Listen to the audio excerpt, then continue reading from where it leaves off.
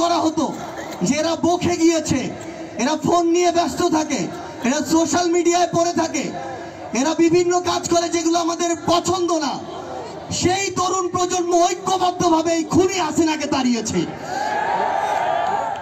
এবং আমার পাশে যখন আমার এই সহযোদ্ধারা দাঁড়ায়, যখন এক থেকে আমরা অনেক হয়ে যাই, তখন এই পৃথিবীতে আর কোন পরাশক্তির সেই চোখ নেই যে চোখ দিয়ে তারা আমাদের দিকে তাকাতে পারে। ঢাকা বিশ্ববিদ্যালয়ের সবাই আবাসিক শিক্ষার্থী ছিলাম এবং আমরা সবাই ঢাকা বিশ্ববিদ্যালয়ের হলে বাধ্যতামূলক ছাত্রলীগের রাজনীতির সাথে আমাদের জড়িত থাকতে হয়েছে।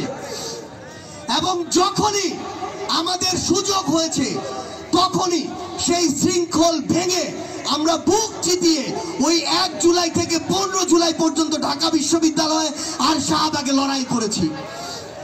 আমার সাথে যে সহযোদ্ধারা আছে তারাই ওই 1 জুলাই থেকে 15 জুলাই প্রত্যেক দিন ওই হল ছাত্রলীগের প্রেসিডেন্ট সেক্রেটারির মুখের সামনে তাদেরকে না করে দিয়ে আলাদা করে ব্যানার নিয়ে শাহবাগে আসতো এই লড়াইয়ে। এবং এরপরই ছাত্রলীগ থেকে পদত্যাগ দেওয়ার একটি হিড়িক শুরু হয়ে যায় এবং এরপর ধীরে ধীরে 1 জুলাই থেকে 15 জুলাই, 15 জুলাই থেকে 5 আগস্ট হয়।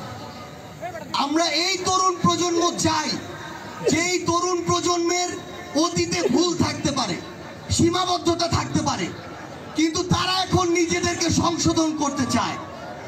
তারা নতুন বাংলাদেশ গড়ায় ঐক্যবদ্ধভাবে কাজ করতে চায়।